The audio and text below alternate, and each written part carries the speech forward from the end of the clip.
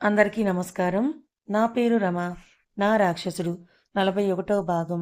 రచయిత జంపాని శివగారు. నిత్యకి ఆ టైంలో కొంచెం ధైర్యంగా అనిపించి కృష్ణ తనతోనే ఉన్నాడు అని ధైర్యంగా కళ్ళు మూసుకొని నిద్రపోవడానికి ట్రై చేస్తుంది. కానీ ఎంతకీ తనకు వణుకుతూ, భయపడుతూ ఉండడం గమనించిన తన బాడీ ద్వారా తెలుసుకుంటున్న కృష్ణకి తనని అలా ఉంచలేక నిత్యని పైకి జరుపుకొని తన పెదవులను అందుకుంటాడు. కృష్ణ స్మూత్‌గా తనని ముద్దు పెడుతూ ఉంటే నిత్యకి హాయిగా అనిపించి నిదానంగా నిద్రలోకి జారుకుంటుంది. కృష్ణ నవ్వుతూ నిత్యని దూరం జరిపి తన నుదుటి మీద ముద్దు పెట్టుకొని తన గుండెల మీదకి చేర్చుకొని అసలు కృష్ణ అక్కడికి ఎలా చేరుకున్నాడని గుర్తు చేసుకుంటూ ఉంటాడు. కృష్ణ ఐడెంటిటీని మొత్తం వాడి నిత్య ఫోటోస్ అందరికీ షేర్ చేసి పోలీసులకి ఇంకా కృష్ణ ఫ్రెండ్స్‌కి అందరికీ షేర్ చేసి తన గురించే వెతుకుతూ ఉంటాడు. ఇంతలో ముంబైలో నిత్యను చూసిన వ్యక్తి ఫ్రెండ్ కృష్ణకి కాల్ చేస్తాడు. నిత్య ఆలోచనలో ఉన్న కృష్ణ కాల్ లిఫ్ట్ చేసి హలో అని అంటాడు. అవతల వైపు ఉన్న వ్యక్తి కృష్ణ గారు నా పేరు నందు. నేను పలానా ఆఫీస్‌లో వర్క్ చేస్తాను. ఈరోజు మీరు పెట్టిన ఫోటోస్ మా అందరికొచ్చాయి. మా ఆఫీస్‌లో పనిచేస్తున్న ఒక అతనికి ఈ అమ్మాయి కనిపించిందంట అని అతను చెప్తాడు.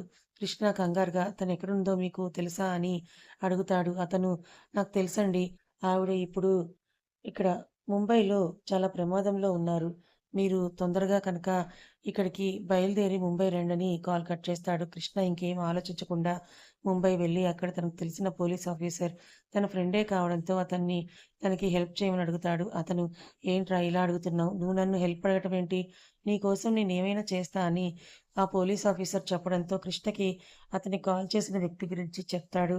అతని నంబర్‌ని దగ్గర ఉంటే నాకివ్వు. నేను కాల్ చేసి ఇన్ఫర్మేషన్ తెలుసుకుంటానని అతని ఫ్రెండ్ అడగటంతో కృష్ణకు కాల్ చేసిన అతని నంబర్ ఇస్తాడు. ఆ ఆఫీసర్ అతని నంబర్ తీసుకొని కాల్ చేసి, "హలో! మీరు నిత్య అనే ఆవిడని చూసారా?" అని అడుగుతాడు. "అవును సార్. చూసాను. తను ఒక ప్రమాదంలో ఇరుక్కుంది. తనను ఒక ఆవిడ తీసుకొని వెళ్ళింది. అక్కడ అందరూ మంచివాళ్ళు కాదు సార్. డబ్బుల కోసం వాళ్ళు ఏవైనా చేస్తారు. అందుకే నేను మేడం ఫోటో చూసి నా ఫ్రెండ్ నాకు చెప్పాడు. తన రైల్వే స్టేషన్‌లో చూసాడంట. అది ఆవిడతో ఒకసారి వాడు కూడా ఆవిడ ఉండే ప్లేస్‌కి వెళ్ళాడు. అందుకే అది మంచి ప్లేస్ కాదని నాకు చెప్పాడు. సార్ కాంటాక్ట్ నంబర్ ఫోటో కింద ఉండటం చూసి నేను సార్‌కి కాల్ చేశానని అతను చెప్తాడు. సరే ఆ అడ్రెస్ తెలుసా మీకు అని అడగటంతో, ఒక్క నిమిషం సార్ మా ఫ్రెండ్‌ని అడిగి ఇప్పుడే చెప్తాను అని అతని ఫ్రెండ్ అడ్రెస్ చెప్పడంతో పోలీసులు అక్కడికి వెళ్తారు. అక్కడికి వెళ్లి చూసేసరికి చాలామంది మగవాళ్ళు, ఆడవాళ్ళు కలిసి రూమ్‌లోకి వెళ్ళడం చూస్తారు. పోలీసులు యూనిఫామ్‌లో కాకుండా సివిల్‌లో రావడంతో వాళ్ళకంత అనుమానం రాదు. నేరుగా పెద్దావిడ దగ్గరికి వెళ్లి నిత్య ఫోటో చూపించి, "ఈ అమ్మాయిని మీరిక్కడికి తీసుకొనొచ్చారని తెలిసింది. ఈ అమ్మాయి నా భార్య. నాకు చెప్పకుండా ఇల్లొదిలొచ్చేసింది" అని కృష్ణ అడుగుతాడు. ఆవిడ తడబడుతూ, "లేదు బాబు. నేను ఈ అమ్మాయిని ఎక్కడా చూడలేదు. నాకు ఈ అమ్మాయి ఎవరో కూడా తెలియదు" అని చెప్తుంది. కృష్ణ ఆవిడ మాటలు వింటూ ఉండగానే రూమ్‌లో నిత్య అరుపులు వినిపించి ఫాస్ట్‌గా అక్కడికి పరిగెడతాడు. ఆ పెద్దావిడ భయంగా, "ఏంటి బాబు నీ ఇష్ట ప్రకారం ఇలా చేస్తున్నావు? ఇది మా ఇల్లు. ఆ గదిలో మా కూతురు, అల్లుడు ఉన్నారు. నువ్వు వాళ్ళ దగ్గరికి వెళ్ళడానికి వీల్లేదని" ఆవిడ చెప్తుంది. కృష్ణ ఆవిడ మాటలు ఏమీ పట్టించుకోకుండా కోపంగా ఆవిడ చెంప మీద కొట్టి, "అసలు బుద్ధుందా నీకు? నువ్వు అసలు ఆడదానివేనా?" అని అక్కడ ఉన్న వస్తువులన్నీ కూడా కోపంగా పగలగొడతాడు. ఇంతలో పోలీసులు లేడీ కానిస్టేబుల్స్‌కి లోపలికి రమ్మని చెప్పడంతో వాళ్ళు లోపలికి వచ్చి ఆడవాళ్ళందరినీ జీప్ ఎక్కిస్తారు. అలాగే మగవాళ్ళందరినీ కూడా స్టేషన్‌కి తీసుకొని వెళ్తారు. బయట వస్తువులన్నీ చిందరవందరగా పడుంటాయి. కృష్ణ ఆ రూమ్ డోర్ కొడుతూనే ఉంటాడు.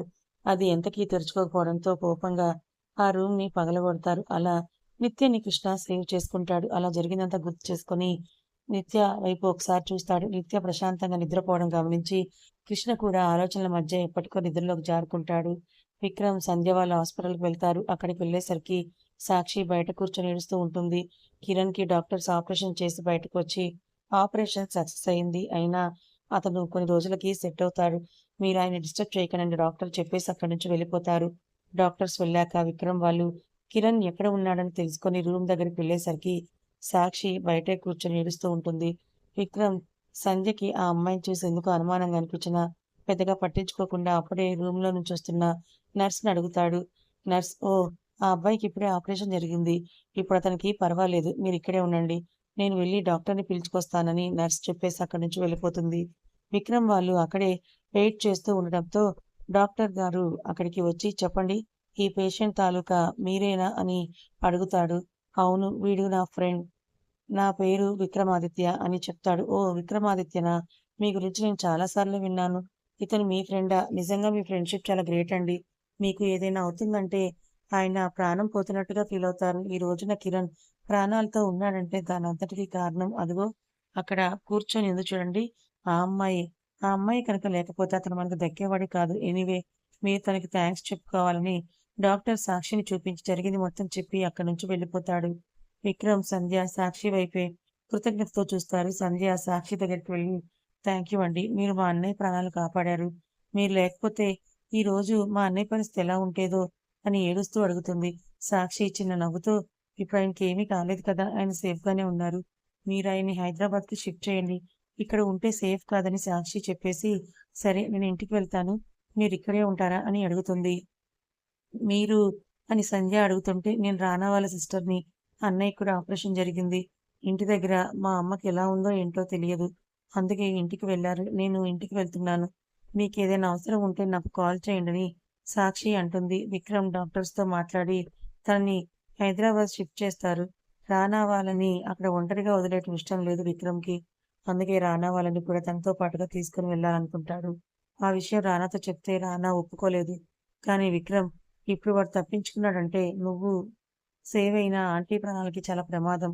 అందుకే మీరందరూ మాతో పాటే ఉండాలి అని విక్రమాదిత్య ఆర్డర్ వేసినట్టుగా చెప్పడంతో రానా ఇంకా చేసేదేమీ లేక అందరూ కలిసి రానాతో హైదరాబాద్‌కి బయలుదేరతారు. విక్రమ్‌ని సాక్షి నేను మిమ్మల్ని ఒకటి అడగొచ్చా అని అడుగుతుంది. అడుగమ్మా, నువ్వు నా చెల్లెల్లాంటి దానివి. నువ్వు దేనికి భయపడాల్సిన అవసరం లేదని విక్రమ్ చెప్పడంతో హాస్పిటల్‌లో కిరణ్‌ని నేను చూసుకుంటాను. ఆయన దగ్గరే ఉంటానని సాక్షి చెప్తుంది. విక్రమ్‌కి సాక్షి ఎందుకలా ప్రవర్తిస్తుందో అర్థం కాక, సరే నీ ఇష్టం. నీకు నచ్చినట్టుగా నువ్వు అక్కడే ఉండు. నువ్వు వాడి ప్రాణాలు కాపాడావు కాబట్టి నువ్వంటే మాకు చాలా ఇష్టమని విక్రమ్ చెప్పేసి అక్కడి నుంచి వెళ్ళిపోతాడు. కృష్ణ, నిత్య కూడా హైదరాబాద్ వచ్చేస్తారు. కృష్ణ జరిగింది మొత్తం విక్రమ్‌కి చెప్పడంతో విక్రమ్ నిత్యని దగ్గరకు తీసుకొని తన నుదుటి మీద ముద్దు పెట్టి, ఎందుకురా నువ్వు ఇలా చేశావు? అని అడుగుతాడు. నిత్య ఆశ్చర్యంగా విక్రమ్ వైపే చూస్తూ అన్నయ్య, నువ్వు నిజంగానే నాతో మాట్లాడుతున్నావా? ఇన్ని సంవత్సరాలు నువ్వు నాతో మాట్లాడకపోతే నీకు నేనంటే ఇష్టం లేదేమో అని అనుకున్నా. నిజంగా నీకు నేను అంటే ఇష్టమేనా అన్నయ్య? అని ఏడుస్తూ అడుగుతుంది. విక్రమ్ నిత్య కన్నీళ్లు తుడిచి, నువ్వు నాకు ఇష్టం లేకపోవడం ఏంట్రా? నువ్వు నా ప్రాణం. కానీ కొన్ని కారణాల వల్ల నిన్ను దూరం పెట్టాను. అంతేకానీ నిన్ను దూరం చేసుకోవాలని కాదురా! నువ్వు లేకుండా నేనెలా ఉంటాననుకున్నావు? అది విక్రమ్ అంటాడు. నిజంగానా అన్నయ్య? అయితే ఈరోజు నాకు చాలా పెద్ద గిఫ్టే ఇచ్చావు. నిజంగా ఈ రోజుని నేను అస్సలు మర్చిపోలేను. నీ ప్రేమ నాకు దొరికింది. అదే నాకు చాలా నిత్య సంతోషంగా ఉంటుంది. ఇంతలో భారతి గారు అక్కడికొచ్చి కిరణ్‌కెలా ఉంది విక్రమ్ అని అడుగుతారు. నిత్య ఆశ్చర్యంగా భారతి గారి వైపు చూస్తూ ఏమైంది ఆంటీ? కిరణ్‌కి అని అడుగుతుంది. విక్రమ్ ఏమీ మాట్లాడకపోవడంతో భారతి గారు విక్రమ్ కాలర్ పట్టుకొని నా కొడుక్కి ఏమైంది? అసలు వాడికి అలా అవ్వడానికి కారణం నువ్వే కదా! అని కోపంగా అడుగుతారు. ఆంటీ ప్లీజ్ నేను చెప్పేది అర్థం చేసుకోండి. వాడికలా అవ్వడానికి కారణం నేనే. ఎందుకంటే సంధ్యని ఏడిపించిన వాడిని తప్పించుకున్నాడు. వాడిని వెతికే ప్రాసెస్‌లోనే కిరణ్‌కి ఇలా జరిగింది. ప్లీజ్ మీరు అర్థం చేసుకోండని విక్రమ్ అంటాడు. భారతి గారు విక్రమ్‌ని వదిలేసి సంధ్య దగ్గరికి వెళ్లి సంధ్యని దగ్గరికి తీసుకొని ఇప్పుడు నీకేం కాలేదు కదమ్మా! అసలు వాడికి నిన్నేడిపించాల్సిన అవసరం ఏంటి? అని తనకు తెలిసి కూడా కంగారుగా అంటుంది. తర్వాత తనకి గుర్తొచ్చి వాడిప్పుడు ప్రాణాలతోనే ఉన్నాడా? అసలెక్కడ ఉన్నాడు వాడు? అని కోపంగా అరుస్తుంది. సంధ్య ఆప్యాయంగా అమ్మ నిజంగా నాకు చిన్నప్పటి నుంచి అమ్మ లేని లోటు గత కొన్ని రోజుల్లోనే మీరు తీర్చేశారు. నిజంగా నాకు ఆ దేవుడిచ్చిన మరో అమ్మ మీరు. అయినా మీరు వాడి గురించి కంగారు పడవలసిన అవసరమే లేదు. విక్రమ్ గారు వాడిని చూసుకుంటారని సంధ్య ధైర్యంగా చెప్తుంది. భారతి గారు సంధ్యని చూసి ఆశ్చర్యపోతూ, ఏంటి ఈ అమ్మాయి గారికి ఇంత ధైర్యం వచ్చేసింది? ఇదెప్పటినుంచి అని ఆవిడ సంధ్యని ఆట పట్టిస్తారు. నిత్య కంగారుగా, అన్నయ్య కిరణ్‌కి ఏం జరిగింది? తనెక్కడున్నాడు? అని అడుగుతుంది. కృష్ణ నిత్య వైపు జెలసీగా చూస్తూ ఉంటాడు. విక్రమ్ కృష్ణ చూపులు గమనించి వాడికేం కాలేదు. హాస్పిటల్‌లో ఉన్నాడు. ఆపరేషన్ జరిగింది. ఇప్పుడు పర్వాలేదు. కిరణ్ దగ్గర సాక్షి ఉందని చెప్తాడు. నిత్య ఆశ్చర్యంగా సాక్షి ఎవరని అడుగుతుంది. రానా వాళ్ళు కూడా అప్పుడే అక్కడికొచ్చి సాక్షి నా చెల్లెలని చెప్తారు. నిత్య ఆశ్చర్యంగా మీ చెల్లెలైతే కిరణ్ దగ్గర తనెందుకుంటోంది? మా కిరణ్‌ని మేము చూసుకుంటాం గదా! మా వదిన, మా అత్తయ్య ఇంకా నేను చూసుకుంటాం కదా! మీ చెల్లెలెందుకు చూసుకోవాలి అని తనకి చిన్నప్పటి నుంచి కిరణ్ బెస్ట్ ఫ్రెండ్ కాబట్టి అలా అంటుంది. కృష్ణకి నిత్య అలా అంటుంటే కోపం, అసహనం అన్నీ కలిపి వచ్చి, ఇప్పుడేమైందని కిరణ్‌ని చూసుకుంటే, నువ్వెందుకు అంతలా ఇబ్బంది పడుతున్నావని కోపంగా అంటాడు. నిత్య కృష్ణ వైపు ఆశ్చర్యంగా చూస్తూ, అసలిప్పుడు నేనేమన్నానని నీకంత కోపం వస్తోంది? వాడు నా ఫ్రెండ్. అందుకే నేనలా అన్నాను. ఇప్పుడు మీరేం మాట్లాడొద్దు. నేను వాళ్ళని అడుగుతున్నా. మీరు మాట్లాడొద్దని నిత్య కోపంగా చెప్పండి. మీ చెల్లెలైతే వాడిని చూసుకోవాలా? అని అంటుంది. రానా నవ్వుతూ వాళ్ళని చూసి, సాక్షి కొన్ని సంవత్సరాల నుంచి కిరణ్‌ని తను ప్రాణంగా ప్రేమించింది. కానీ కిరణ్ నిన్ను ప్రేమించి పెళ్లి చేసుకోవాలనుకుంటున్నాడని కిరణ్‌కి దూరంగా ఉంది. అసలు సాక్షి కిరణ్‌ని ప్రేమిస్తున్నట్టు కిరణ్‌కి కూడా తెలియదు. దాని తర్వాత కృష్ణ మీ జీవితంలోకొచ్చి మిమ్మల్ని పెళ్లి చేసుకున్నాక కిరణ్‌ని ఎలా అయినా తను పెళ్లి చేసుకొని తన ప్రేమను చూపించాలని అనుకొని తనని ప్రేమిస్తున్న విషయం అతనికి చెప్పిందని సాక్షి గురించి జరిగింది మొత్తం కూడా రానా చెప్తాడు వాళ్ళకి. సాక్షికి హ్యాపీగా ఉంది. నిజంగా వాడి లైఫ్‌లోకి ఒక అమ్మాయి రావడం మాకు చాలా హ్యాపీగా ఉంది. వాడు ప్రేమిస్తే ప్రాణం ఇస్తాడని నిత్య కిరణ్ గురించే చెప్తుంది. కృష్ణ కోపంగా నిత్య వైపు చూస్తూ తర్వాత చెప్తా నీ పని. నా ముందే వాడిని అంతలా పొగుడుతావా? నువ్వు వాడిని ముందే ప్రేమించావు. అది అంతా తెలుసు నాకు. కానీ తెలిసి కూడా నేను నిన్ను పెళ్లి చేసుకున్నా. నేను రాధని ప్రేమించాను అనుకో. అది నీకు చెప్పలేదు. ఒకవేళ చెప్తే నువ్వెలా రిసీవ్ చేసుకుంటావో కూడా నేను ఊహించలేనని అనుకోని కోపంగా నిత్య వైపు చూస్తూ ఇంకా ఎంతసేపు ఇలాగే కిరణ్ గురించే మాట్లాడుతూ ఉంటావు? నాకు ఆకలేస్తోంది భోజనం పెడతావా లేదా? అని సీరియస్‌గా అడుగుతాడు నిత్య. కృష్ణ వైపు చూసి ఏమైంది మీకు? ఆకలేస్తే మీరు వెళ్లి తినండి. అక్కడ పనివాళ్ళున్నారు కదా! వాళ్ళు వడ్డిస్తారు. నేను కొంచెం సేపు మా అన్నయ్య వాళ్ళతో మాట్లాడొస్తాను అని నిత్య విక్రమ్ దగ్గరికి వెళ్తుంది. విక్రమ్ కృష్ణ వైపు చూస్తూ తన ఫేస్‌లోని ఎక్స్‌ప్రెషన్స్‌ని గమనిస్తూ నవ్వుకుంటూ ఉంటాడు. మీ అన్నయ్య నిన్ను దగ్గరికి తీసుకునేసరికి నన్ను మర్చిపోతావా? చెప్తా నీ పని ఇప్పుడు కాదు. నాకు టైం వస్తుంది కదా! అప్పుడు చెప్తాను అని మనసులోనే అనుకుని అసహనంగా ఫీలవుతూ వెళ్లి సంధ్య పక్కన కూర్చుంటాడు. సంధ్య భయంగా అక్కడి నుంచి లేవబోతుంటే కృష్ణ తన చేయి పట్టుకొని సోఫాలో కూర్చోబెట్టి, ఎందుకు మీరు నన్ను చూసి ఇలా భయపడుతున్నారు? నేను చాలా తప్పు చేశాను. నన్ను క్షమించండి అని ఎంత రిక్వెస్ట్ చేస్తున్నా మీరెందుకు అర్థం చేసుకోవడం లేదు? ప్లీజ్ సంధ్య గారు నేను కావాలని అలా చేయలేదు. విక్రమ్ మీద పగ తీర్చుకోవడం కోసమే అలా చేశాను. అంతేకానీ వేరే ఉద్దేశ్యంతో అయితే చేయలేదు. ప్లీజ్ నన్ను ఒక అన్నయ్యగా భావించండి. నేనొక చెల్లెల్ని ఇలా చేయడం తప్పే కానీ నా పొరపాటుని సరిదిద్దుకుంటాను. ప్లీజ్ సంధ్య మీరిలా ఉండకండి. నన్ను క్షమించండని తన 2 చేతులు పట్టుకొని క్షమాపణ చెప్తాడు. సంధ్య ఇంకా భయంగా అలాగే ఉండడంతో, ప్లీజ్ సంధ్య నేను చేసిన తప్పుకి మీ కాళ్ళు కూడా పట్టుకుంటానని కృష్ణ కిందకి వంగబోతూ ఉంటే, సంధ్య తన కాలుని సోఫాలోకి తీసుకొని ఏం చేస్తున్నారు మీరు? అన్నయ్య ప్లీజ్ మీరలా చేయకండి అని సంధ్య అంటుంది.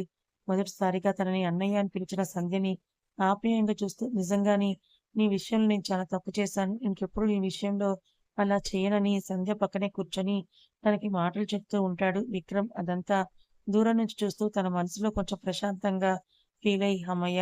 ఇప్పటికైనా సంధ్య కొంచెం భయం తగ్గించుకుంది. లేదంటే తనిప్పుడు భయపడిందంటే రాత్రంతా మళ్ళీ ఏడుస్తూనే ఉంటుందని సంధ్య వైపే చూస్తూ ఉంటాడు. హాస్పిటల్‌లో కిరణ్ స్పృహలోకి రావడంతో సాక్షి డాక్టర్స్‌ని పిలిచి ఇంకా ఎందుకు కిరణ్ స్పృహలోకి రాలేదని, ఆయనకి ఆపరేషన్ కూడా అయ్యేది కదా! అని అడుగుతుంది. అంటే మేడం కొంచెం టైం పడుతుంది.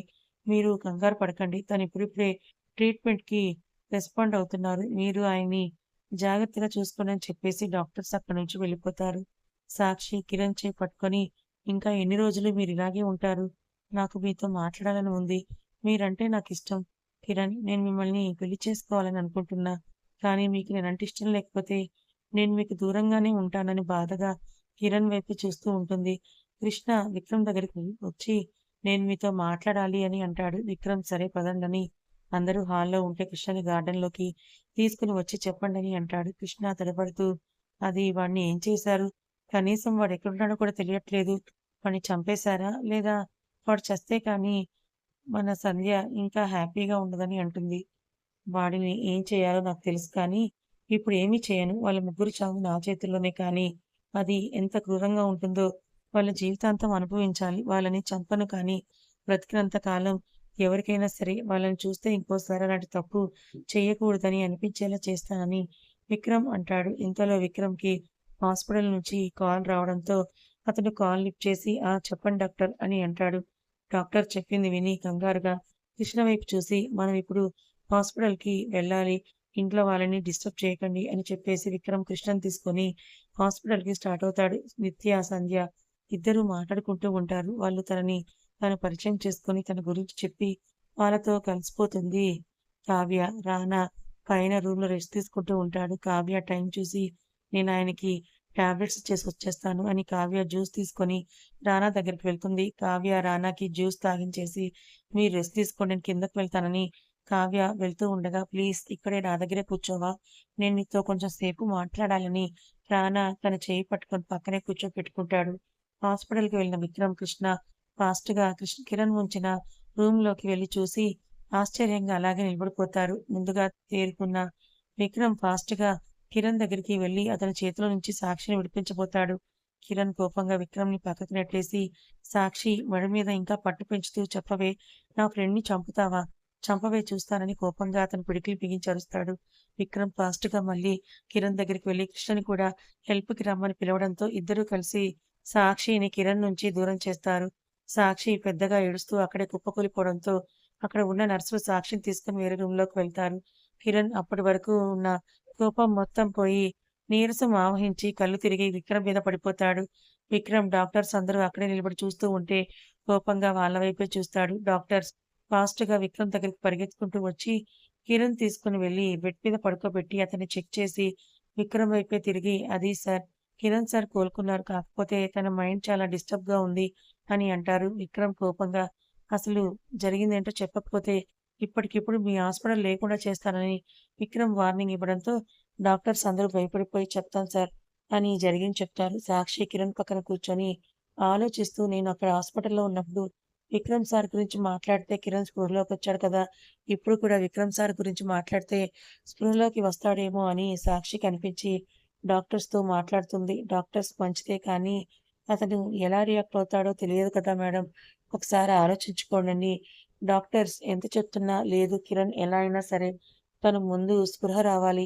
ఎన్ని రోజులని ఇలాగే ఉంటాడని సాక్షి చెప్పడంతో డాక్టర్ "నీ ఇష్టం మేడం" అని చెప్తారు. సాక్షి కిరణ్ దగ్గరికి వెళ్లి తన బాధనంతా అణుచుకొని కోపంగా మారిపోయి "ఇంకెంతసేపు ఇలాగే ఉంటావు కిరణ్? నేను విక్రమ్‌ని షూట్ చేస్తానని తెలిసి కూడా నువ్వు స్పృహలోకి రావట్లేదంటే ఇప్పుడు నేనేం చేస్తానో కూడా నాకు తెలియదు. మీ ఎదురుగా విక్రమ్ చావు బ్రతుకుల్లో ఉన్నాడు. నువ్వు ఇప్పటికీ కూడా కోలుకోకపోతే విక్రమ్ నిజంగానే చంపేస్తానని సాక్షి అంటుంది. సాక్షి మాటలు తన మెదడుకు చేరి తనలో కదలికలు మొదలై కళ్ళు తెరిచిన కిరణ్ ఇటువైపు తిరిగి సాక్షి వైపు కోపంగా చూస్తాడు. సాక్షి కిరణ్‌ని గమనించకుండా తన ఫ్లోలో తనుంటుంది. కిరణ్ కోపంగా తన ఓపికనంతా తెచ్చుకొని పైకి లేచి సాక్షి మెడ పట్టుకొని ఇంకోసారి నా విక్రమ్ జోలికొచ్చావంటే నిన్నేం చేస్తానో కూడా నాకే తెలియదు అని ఆమెను పైకెత్తాడు. అంతకు ముందే డాక్టర్ సాక్షి చెప్పినప్పుడు భయంగా అనిపించి, ఎందుకైనా మంచిదని విక్రమ్‌ని పిలిపిస్తే బావుంటుందని డాక్టర్స్ అనుకుని, విక్రమ్‌కి ఫోన్ చేసి అర్జెంట్‌గా హాస్పిటల్‌కి రమ్మంటారు. విక్రమ్‌కొచ్చేసరికి కిరణ్ సాక్షిని అలా చూసి, డాక్టర్స్ ఎంత ట్రై చేస్తున్నా కిరణ్ సాక్షిని వదలకపోవడంతో ఒక పక్క నిలబడి జరిగేదంతా చూస్తూ ఉంటాడు. ఇంతలో అక్కడికి వచ్చిన కృష్ణ, విక్రమ్ ఇద్దరికీ తెలిసిందే కాబట్టి డాక్టర్ చెప్పి తలదించుకుంటారు. "మీకసలు బుద్ధుందా? తనలా చేస్తానంటే మీరెలా ఒప్పుకున్నారు? తనకేమైనా అయ్యుంటే" అని విక్రమ్ కోపంగా అరుస్తాడు. డాక్టర్స్ భయంగా విక్రమ్ వైపు చూస్తూ "అది సార్ మేమెంత చెప్పినా మేడం వినిపించుకోలేదని" అంటారు. విక్రమ్ కిరణ్ వైపు ఒకసారి చూసి డాక్టర్స్ వైపు తిరిగి ఇప్పుడు వీడికి స్పృహ ఎప్పుడొస్తుందని అడుగుతాడు. మేబీ ఒక గంటలో రావచ్చు సార్ అని డాక్టర్స్ చెప్పేసి అక్కడి నుంచి వెళ్ళిపోతారు. విక్రమ్ బయటకొచ్చి సాక్షి ఎక్కడుందో తెలుసుకొని తన రూమ్‌కి వెళ్లి చూస్తాడు. సాక్షి బెడ్ మీద కూర్చొని తన మోకాళ్ళలో తల దాచుకొని ఏడుస్తూ ఉంటుంది. విక్రమ్ ఆమె తల మీద చెయ్యేసి ఎందుకురా ఇలా వాడి కోసం నీ ప్రాణాల మీదకి తెచ్చుకుంటావు అని కోపంగా అడుగుతాడు కొంచెం. సాక్షి ఏడుస్తూ విక్రమ్ నడుము చుట్టూ చేయి వేసి అతని పొట్టలో మొహం దాచుకొని నాకు కిరణ్ కావాలన్నయ్య. నేను వాడి కోసం ఏమైనా చేస్తాను. కిరణ్ లేకుండా నేను బ్రతకలేను. ఎన్ని రోజులని నేను కిరణ్‌ని ఇలా చూడాలి. నాకు కిరణ్ కావాలి అని చిన్నపిల్లలా ఏడుస్తుంది. కృష్ణ ఒక పక్క నిలబడి విక్రమ్ అందరితో ఇంత మంచిగా ఎలా ఉండగలుగుతున్నాడసలు? ఇంత మంచి గుణం విక్రమ్‌కి ఎలా వచ్చింది? నిజంగా విక్రమ్ స్నేహం చాలా బావుంటుంది. అందుకే కిరణ్ కూడా విక్రమ్ కోసం అంతలా తపిస్తున్నాడని మనసులో అనుకుంటూ విక్రమ్ సాక్షిల వైపే చూస్తాడు. విక్రమ్ సాక్షి నేను చెప్పేది వింటావా అని అడుగుతాడు. చెప్పన్నయ్యా! నువ్వు చెప్తే నేను వినకుండా ఉంటానా? అని సాక్షి అంటుంది. సరే అయితే నువ్వు కొన్ని రోజులు వాడికి దూరంగా ఉండు. వాడిప్పుడు కోలుకుంటున్నాడు కదా! అని అంటాడు కథ ఇంకా ఉంది. మరి కిరణ్ నిజంగా కోలుకుంటాడా? కిరణ్ కోలుకున్న తర్వాత సాక్షిని పెళ్లి చేసుకోవడానికి ఒప్పుకుంటాడా? కృష్ణ ప్రేమని నిత్య అర్థం చేసుకుంటుందా? విక్రమ్, సంధ్యల జీవితాల్లో ఆ నరేష్ పీడ పోయినట్టేనా? తెలుసుకోవాలనుకుంటే ఛానల్‌ని ఫాలో అవ్వండి. కథ నచ్చితే లైక్ చేయండి. Thank you so much.